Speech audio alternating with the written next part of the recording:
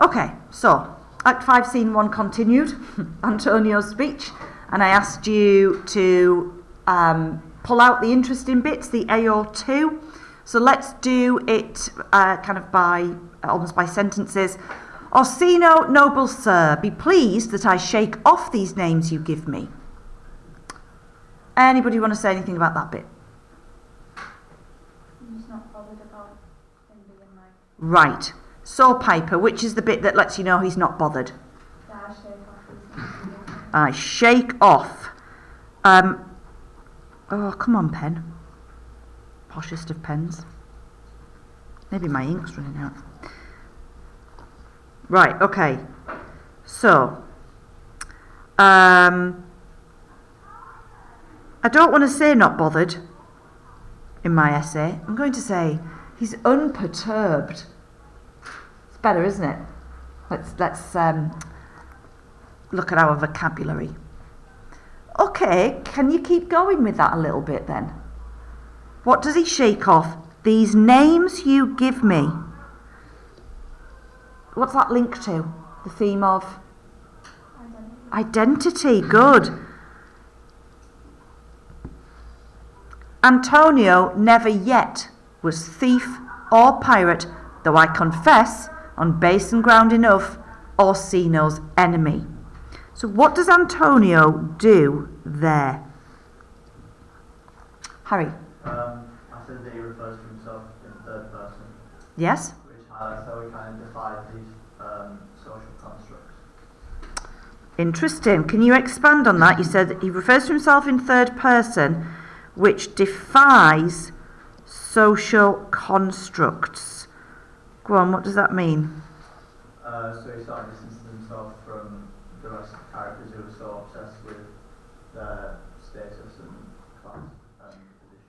I agree with you. What I need you to do is securely link to how talking about himself in third person does that. Alright, because he's like naming himself random people and he's distancing himself from any sort of level. He is, and he's distancing himself from the negative words that Orsino associates with him. I think that's how I wanted you to kind of really consolidate that point.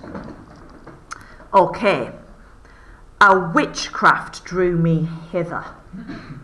Right. Who's going to have a go at that one? Holly?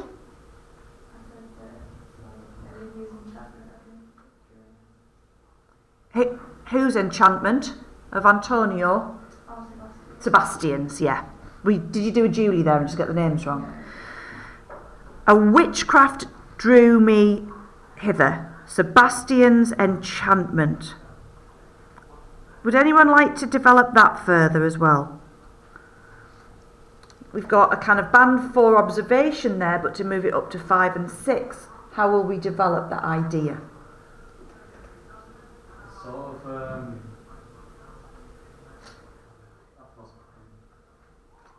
it's basically saying that, it's like... Go on.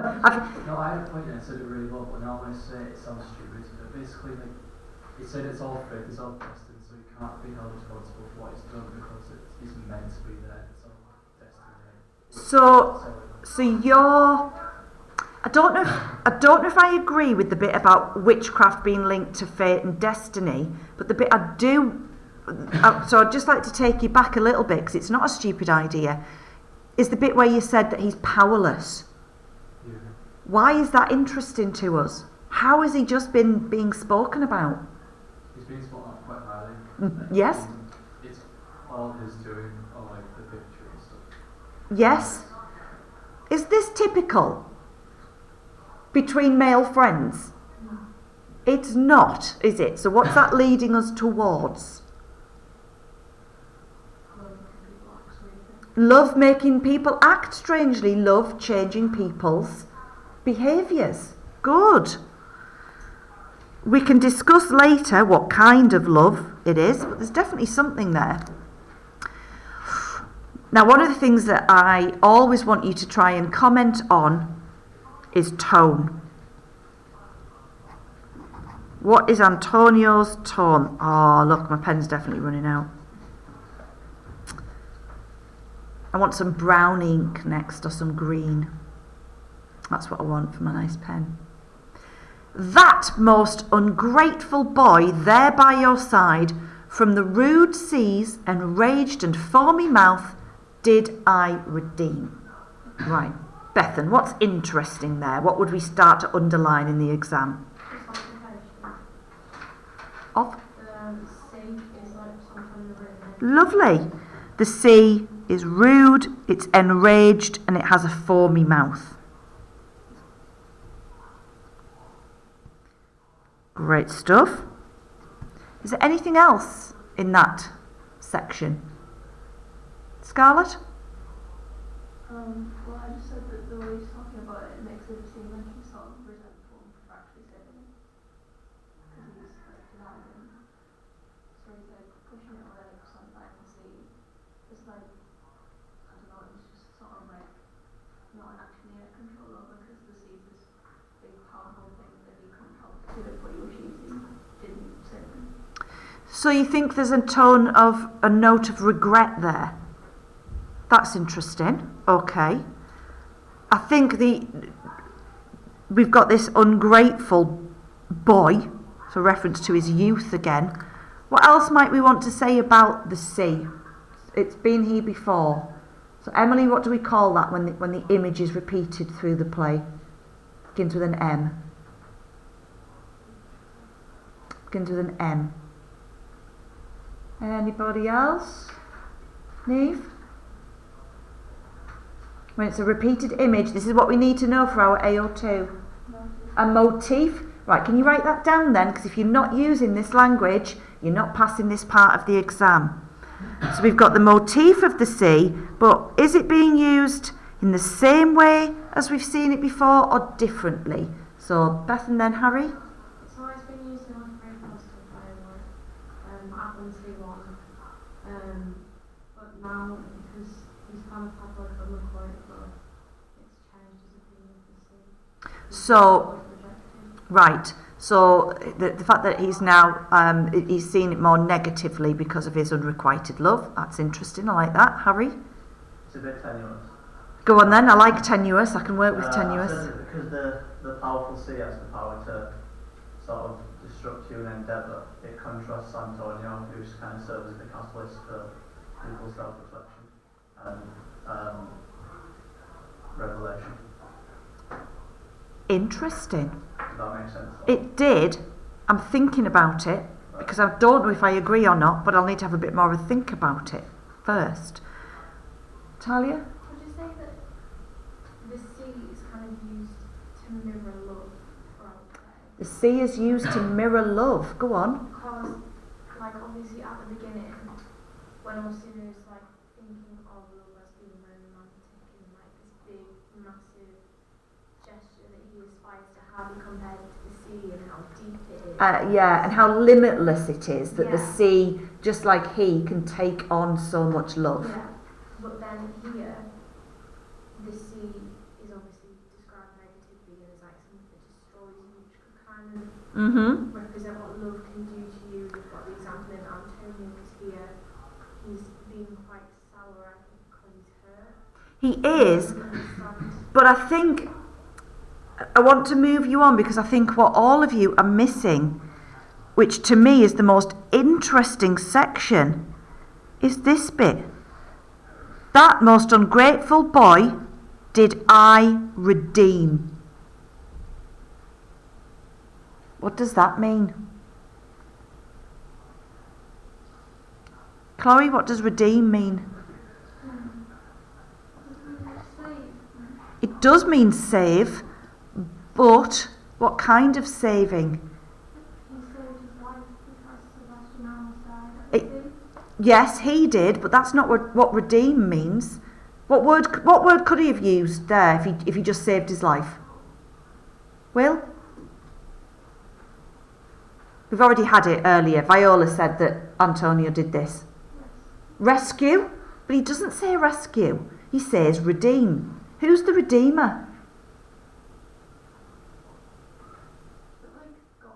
Christ. Christ the Redeemer. So when we talk about redeeming, being with associated with this word save. You're not just saving your life, you're saving your soul. So the religious allusions here, this is what AO2 means.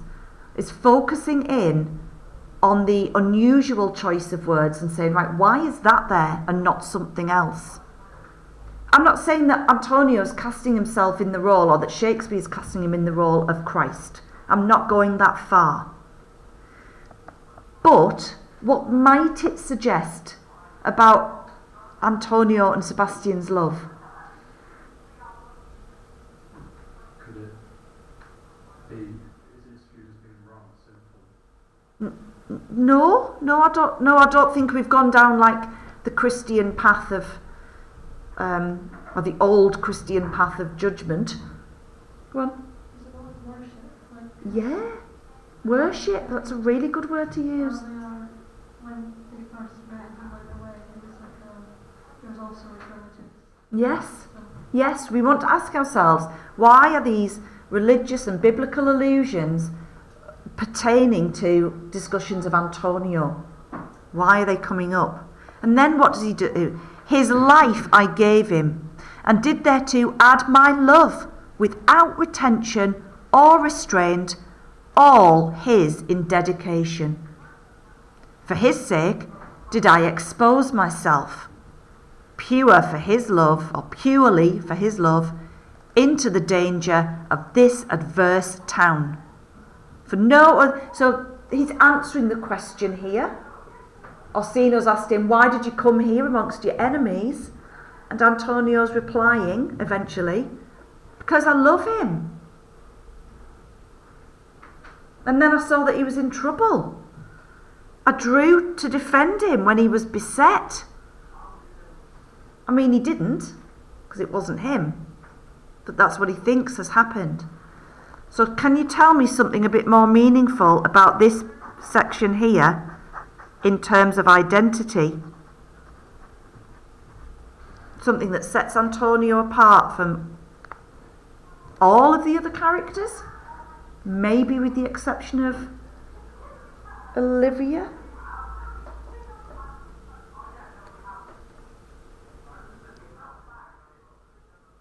Is it that his love's true because everyone else is having made by different circumstances through letters and everything? Yes, but I did ask about identity. So go on, tell me about identity. Does Antonio ever pretend to be anybody else? Nope. What's the bit I'm looking at there? I suppose not. Yeah, we're not talking about anything risky. Oh, and so yes, in the sense that he exposed himself to danger by coming into this town, but he's never pretended to be anything other than a friend and a servant to Sebastian. Harry? Would it make sense to say that Antonio himself is like a synecdoche? Because, especially how he calls himself in the third person, like Antonio, that could represent his whole being with, like, the Redeemer. And, So Antonio himself, what did you say? synecdoche. Synecdoche? The synodoche? Is it I thought it was synecdoche, to be honest. Synecdoche? You're probably right. No, I don't know. I thought it was synecdoche, but you're probably right. I think we need to go and ask someone who's been teaching longer If you than... go on Google Translate, you can press a little audio thing and it tells you what it sounds like. Right, we'll do that in a minute. Let's finish this bit first. So that S word, Yeah. so just take me through that again. So Antonio, so himself... I don't know if it makes sense, but I didn't know whether, because Antonio himself... What does he represent then? So if he represents... If the crown represents the monarchy and the bottom represents the ship... The Redeemer, right, the person who can... The Redeemer. Yeah. It's like an action film, isn't it? Who would it? Denzel Washington is the Redeemer. Antonio is the Redeemer. Does that fit? Okay, we might be going way too off here. We might be doing that lit thing of like going off on a massive tangent. Is Antonio rewarded at the end? No, he's not. Is Christ rewarded by being the Redeemer? not literally. It's not like people go, thanks, here's 10 bob. What reward does Christ get from it? Yeah. Is it freedom? Yeah. Peace from what? From seeing. Salvation for all the other people. So it's similar to the other characters because he is the catalyst like Christ. Yeah. So yeah, he enables other people's happiness. Yeah. Does that make sense? We need to have a think about this. I might be talking nonsense.